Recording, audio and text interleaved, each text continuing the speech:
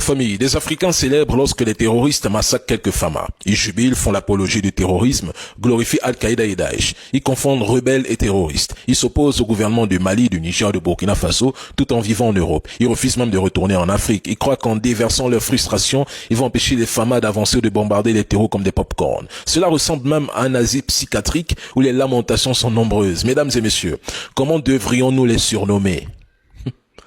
Mettez votre réponse en commentaire et gravez ça dans vos esprits pour le leur rétorquer quand vous en aurez l'occasion. Beaucoup pensent que la lutte des Famas ne concerne que le Mali. C'est faux. Cette lutte concerne le peuple noir. Les autres communautés s'en désintéressent et n'en parlent même pas, même si ce qui se passe au Sahel est un conflit entre les forces obscures financées par une élite malsaine et les peuples noirs. La victoire des Famas est notre victoire. Leur succès signifie la défaite certifiée conforme de l'élite occidentale. Et je dis, soyez patient. Moi, je suis énormément optimiste. Vous n'avez même peut-être pas idée. Et je vous le dis aujourd'hui à travers une citation. Laissez le temps au temps, le temps de pouvoir faire son temps. Famille, le ministère russe des Affaires étrangères a affirmé qu'il n'y a rien d'étonnant à la coopération de Kiev avec les terroristes du Sahel. La Russie a tellement affaibli l'Ukraine que sa capacité à mener des opérations militaires ou à influencer des conflits ailleurs comme en Afrique est sévèrement restreinte, voire quasi impossible.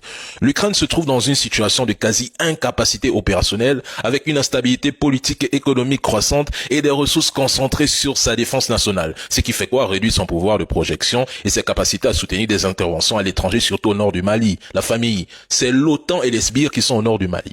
Il n'y a pas de force spéciale ukrainienne chez nous. Zelensky a besoin d'effectifs en Ukraine. Pourquoi envoyer des troupes ou des forces spéciales en Afrique? Ce sont des campagnes de désinformation qui sont orchestrées contre nous pour s'aimer la confusion et à instiller le doute parmi les populations.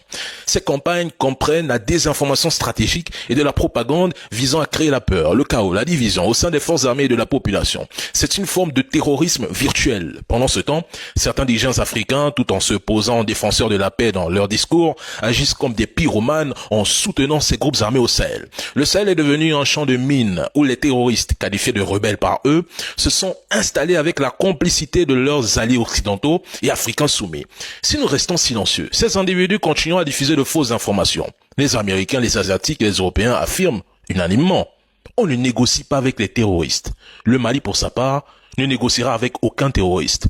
Ceux qui prennent des négociations devraient simplement se rendre au nord du Mali et parler à ces groupes terroristes armés. Pour l'instant, le Mali, les Famas, le Burkina, le Niger, peu importe les Africains qui subissent ce fléau, on ne négocie pas avec les terroristes. Et je répète, il n'y a pas d'Ukrainiens au nord du Mali. C'est l'OTAN, leurs sbires ou du moins leurs alliés. Point.